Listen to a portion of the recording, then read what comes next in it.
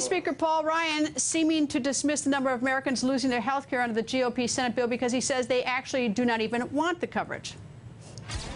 What they're basically saying at the Congressional Budget Office is if you're not going to force people to buy Obamacare, if you're not going to force people to buy something they don't want, then they won't buy it. So it's not that people are getting pushed off a plan, it's that people will choose not to buy something they don't like or want.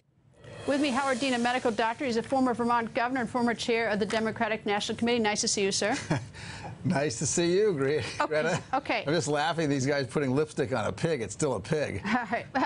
Let me ask you about the premiums. Let's assume that there's no Senate bill, no House bill. What happens to the premiums under Obamacare as they are now? It depends on Trump, because Trump is really responsible for the increase in premiums. He has made it so unstable, the insurance markets. There's no consistency. The reason insurers are pulling out of markets at an accelerated pace is because nobody knows if Donald Trump is going to permit the subsidies that were in the Obama bill. The Obamacare bill is not it's not perfect. But 23 million people losing their health insurance.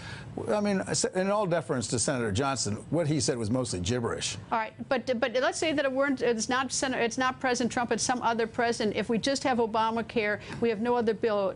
Would Obamacare survive? Yes. Would premiums go up? They would go up, but they wouldn't go up as fast as they're going. The big thing that would be different if you had a president who actually wasn't inconsistent and unpredictable would be that the premiums would be more orderly, and you wouldn't get all these people pulling out of the markets because they can't understand if they're going to get any subsidies or not. That's what the problem is. All right, because what I read is that in many markets, like Iowa, I think has one now, one insurance. I mean, you've got all these states. I mean, under Obamacare, so that the premiums are going up, at least for a lot of people. So we need to do something.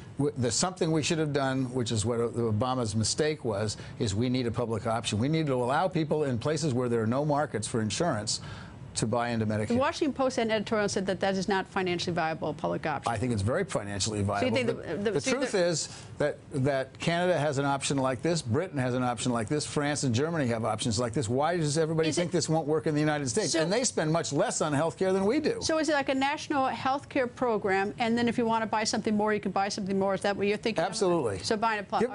Look, I proposed this 12 years ago when I was running for president. Let people choose. Let them choose private insurance if they want to. Let them choose Medicare. Let them choose Medicaid. That's the other thing these guys didn't talk about. It's 23 million people. Tons of them are going to lose their Medicaid. These guys have decimated Medicaid. Decimated it. The thing that bothers me is I'm struggling through this bill that I think has sort of been hidden, and actually Senator Johnson and I talked about it, is that the Senate bill permits annual and lifetime limits on coverage. And I think, I mean, if you've got something that's a very serious problem, that's where you're going to run into real trouble. It's not the only problem. The other problem is they permit states to raise premiums to huge numbers. They get rid of community rating so that if you... So you're priced out. You're so priced essentially, out. this essentially gets rid of the ban on pre-existing conditions. Now, if you have a pre-existing condition, your insurance company can't refuse to insure you because you have a pre-existing condition. They can raise your premiums by 500%. This is insane, this bill. It's mean, and most of the money they save ends up going to the friends of Donald Trump in the form of big tax cuts. All right. One of the lines is that you hear a lot of Democrats saying that this is a big tax cut for the rich. This would be a tax cut down from where the tax was raised with Obamacare, right? That's the average size of the tax cut for somebody who makes a ton of money. What's a ton of money? $1 million, $2 million, so someone making $3 million, $10 million. So a family making $200,000 doesn't affect a family making $200,000. They will get an infinitesimal tax cut. The real money goes to the people at the top. The average person in the top 1% would get an amount of their tax cut equal to what the average family in America makes in a single year. It is an outrage. Do you think they should stay here through recess? I got real. I think the less Congress is in Washington, the less damage they can do. So give them I'd like to give them a recess for the next 2 years. I'm very frustrated. You know, I say stay here to get your job done, but that's. Well, the trouble is, if they were to succeed, they would destroy the lives of 23 million people. You know what? They may be forced to work together. You know, and that would be a good thing. Well, right now, this is McConnell's threat. We're going to work with Democrats. Isn't that what most Americans would like to see, is actually Democrats and Republicans working together? I think most Americans like to see them working together. Yeah, I think so, too. Hey there, I'm Chris Hayes from MSNBC. Thanks for watching MSNBC on YouTube. If you want to keep up to date with the videos we're putting out, you can click subscribe just below me, or click over on this list to see lots of other great videos.